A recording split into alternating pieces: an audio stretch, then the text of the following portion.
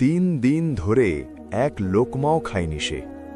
ক্ষুধার্ত সন্তান কাঁদছে, আব্বু খিদে লেগেছে, আর সে হাত তুলে শুধু কাঁদছে আল্লাহর দরবারে। কিন্তু সেই রাতেই আল্লাহ এমনভাবে দরজা খুললেন, শুনলে আপনি কাঁদবেন। শেষ পর্যন্ত শুনুন। বাগদাদ শহরের এক প্রান্তে ছোট্ট মাটির ঘরে বাস করত আব্দুর রহমান।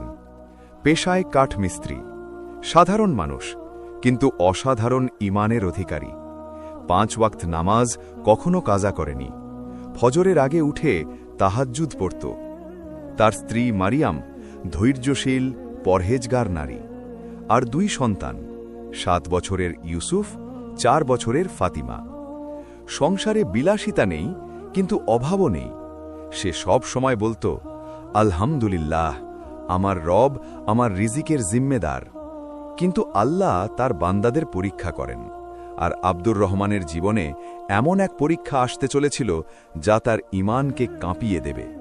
একদিন সকালে কাজে গিয়ে শুনল তার মালিক হাজি ইসমাইল বলছে, আব্দুর রহমান, ব্যবসায় লোকসান হয়েছে, আমি আর তোমাকে রাখতে পারব না। 5 বছরের চাকরি এক মুহূর্তে শেষ। সে মারিয়ামকে কিছু বলল না।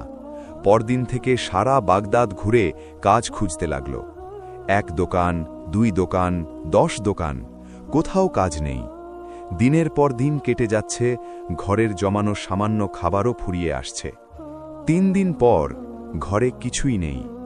ছোট্ট ফাতিমা কাঁদছে, আব্বু, আমার পেটে খিদে। আব্দুর রহমান মেয়েকে বুকে জড়িয়ে বলল, মা, একটু অপেক্ষা করো, আল্লাহ ব্যবস্থা করবেন।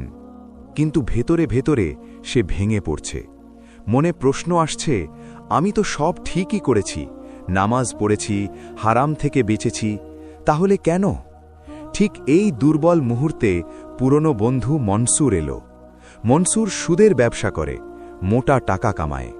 মনসুর বলল, আব্দুর রহমান, তোমার এই দশা দেখতে পারছি না, আমার সাথে আসো, সুদের ব্যবসায় যোগ দাও।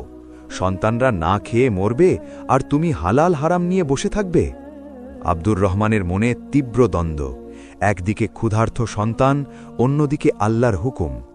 কিন্তু সে ঈমানের জোরে বলল, না মনসুর, আল্লাহ বলেছেন, আল্লাহ ব্যবসাকে হালাল করেছেন এবং সুদকে হারাম করেছেন।